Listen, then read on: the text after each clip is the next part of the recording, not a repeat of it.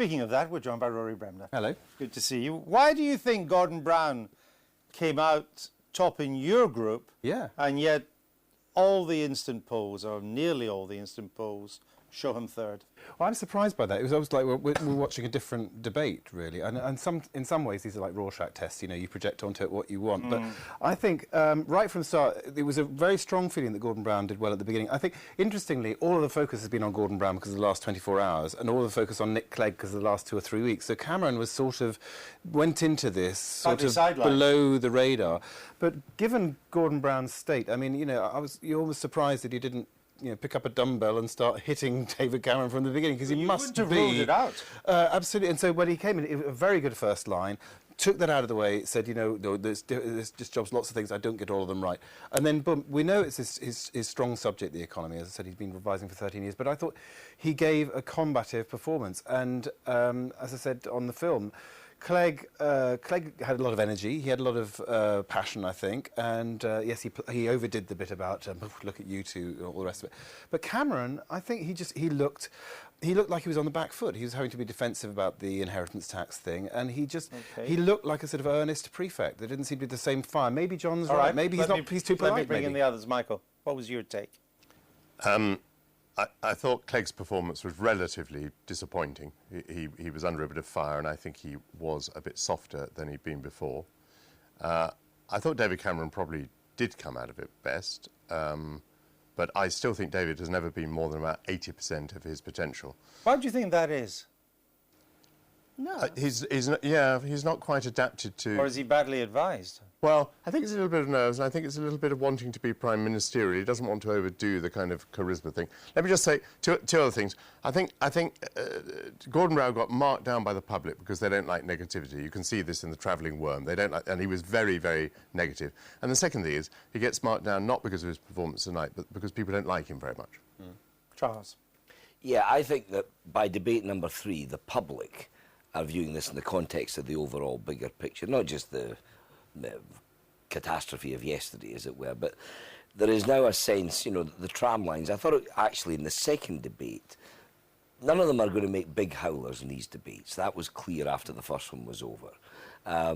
But by the third one, it's also pretty clear they're all safe in terms of their performances. Some up, some a little bit down week to week. You'd expect that. But the view is out there, fairly or unfairly, in terms of the polls, in terms of everything else. Gordon Brown is not looking like a winner. The Labour campaign, the Labour Party is not looking as if it's going to win this election. And that really infuses the whole way the debates are viewed now. And that's the point, really, whether you think Brown was third or first. He just didn't do enough to win. But nobody gave a game-changing performance. No, but the one that had to was Mr. Brown. Well, the one that had to really was Cameron, because all Mr. along... Brown is third. He's the one that had to do it. No, but everyone knows this is not Gordon's medium, doing this kind of... Does everyone know now that Mr. Brown isn't going to win? I don't know so much. Gordon Brown knows that. I don't know so much. Everyone knows... I think it's interesting the Tories have not managed to pull away. But and I still think this election's going to be very close. You see, every time we ask Labour politicians about Labour, they talk about the Tories. So why not tell me about Labour? Why is your party, as Charles says, now permanently in third place in this campaign? We've had 3 terms. It's not been a great campaign. What can I tell you? But nothing to do with Gordon Brown? I think the British public knows Gordon and have almost discounted the Gordon factor. You think they've made their mind up about him? They have discounted the Gordon factor. What do you think, Rory?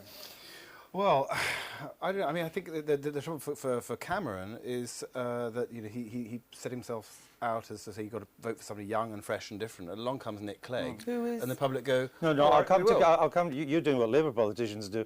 I'll come to Cameron in a minute. Is Gordon Brown still in the game or not? I think it's very difficult. I think all the polls would suggest that he's not. But interestingly, actually, if you notice Nick Clegg's choice of tie tonight, that he could have gone... instead of going yellow, he chose to go orange, which is, I'd rather side with the Red Party than the Blue Party. Do you know what I mean? And it seemed like Clegg and Brown had. I know it seems like a facile point, but actually, Clegg and Brown had a bit of a thing going tonight, a bit of an alliance going against. I felt they There were must be closer. something The in two that of them. wine you were drinking. I was only on the mineral water. I never saw that. No, I think they seem to be forming an alliance, and Cameron seemed to be out on his own. Okay. I think, yeah, it is very. I think you're right. I don't think yesterday's necessarily changed. But is he still in the things. game or not? The Labour Party. No, I'm asking Rory. Sorry. I've asked you and I never got an answer, so I'm trying Rory now. I think I think it's going to be very, very difficult. He can't do it on his own. He can only do it with Clegg. Charles, this was, I think, I mean, Nick Clegg has been the game changer in these debates, but would it be fair to say that tonight was the weakest of his three performances? Well, yes, but I mean, from a very high base. You know, I mean, he's still scoring, seems to run of the polls, as second. Now, the fact that we're 30-ish, kicking, you know, a bit above, a bit below. Sometimes a bit above. And certainly in each of the debates, I think common consent, he won the first one, and first equal or second as far as the other two go. Well, you can't really criticise your team player on that basis. I thought he personally just looked a bit more tired tonight, and all three of them must be pretty tired by now. Yeah, very much so. But no, I thought it was a good performance. I mean, the significance is that Mr. Clegg wasn't particularly good tonight, but he did well enough to keep the possibility of coming second on May the 6th alive. Oh, absolutely. No, I think there's a pretty good chance the Liberal Democrats will come second, because... At least in share of the popular vote. Yes, in share of popular vote. We haven't seen the impact of yesterday's events in any polls yet, and then we haven't seen the influence of tonight's debate. So obviously the Tory hope is this, that, you know, Brown will go down a couple of points because of what happened yesterday, and maybe Clegg will sag by a couple of points because he hasn't been as outstanding as before. And, you know, if 2 points come off each of the other two parties and 4 points go on to the Conservatives, then the Conservatives are in with a shout. Well, we'll come on to the Conservatives in a minute. Everybody's very keen to talk about something else other than the question. So let me stick with Mr. Clegg. You would have to say that over the three debates, which have been of seminal influence in this campaign, that over the three, taking it in the round, Nick Clegg is the winner.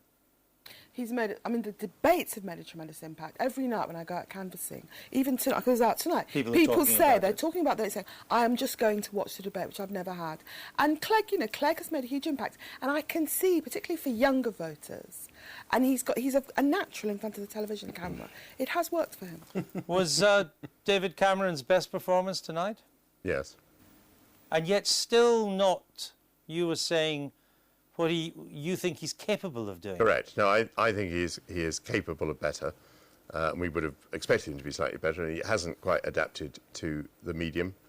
Do you think he looked like a man who could be Prime Minister? Looked and sounded? Yeah, I think he had a gravitas, but, you know, I think he's bought that at a price. He's been very keen. In the second debate, you remember, he was always talking about, if I were your Prime Minister, I would. Today, he was also talking about his plans for the future in a prime ministerial way. And that has come at a certain price in terms of loss of the charismatic effect. The issue is, going now with a week to go, is if the polls are right and our dining group is wrong and that Mr. Cameron came first, did he do well enough to get momentum, to get 2, 3, 4 more points? Because if he hasn't, he's not going to win an overall majority. Well, John Sargent made a lot of very good points. I mean, but when you look at Barack Obama, for example, people thought, and Tony Blair in 1997, there was an overwhelming sense of people that you thought, right, this man is going to be Prime Minister, he's going to make a difference. Cameron's problem, as I was saying before, is that, you know, having said for ages, you know, vote for somebody young and fresh and different. Along comes Nick Clegg, and people think, OK, we will. And Cameron thinks, oh, no, not that one. I meant, you know, me. I meant me. And why Cameron has this very shiny forehead is he spends a lot of his time now going, why did I let the Liberal Democrats into this debate? Why did I let Nick Clegg debate with me? But he's in it. Out of bottle. Not quite sealed it. And that's one of the big questions of this campaign. Why has Cameron himself not quite sealed the deal? But I agree, it's not looking good for Brown. But I think we all agree, overall, these debates have been a huge success. Very successful, huge No, impact. you don't. That's that interesting if you don't. I tell you what, he's so presidential. We're concentrating just on those three characters. We don't have a presidential system. We have 650 MPs to vote for. And another point that wasn't it that John made in the film, people are going to go into the polling booths. Some people will go and they say, well, where's Brown? Where's Cameron? Where is Clegg? So would you rather we didn't have them? I think the genie's out of the bottle, as you said. But they are so presidential. People do concentrate on the personalities. And they dominate the campaign now. Oh, clearly. Everything as Michael builds said the up other day. and then comes off from there. We're big brother's little brother, as Michael said the other day. All right, we're going to have to leave it there. Rory, thanks for being with us. Pleasure. Now, no popping out to buy a loaf of bread, or you might end up bumping into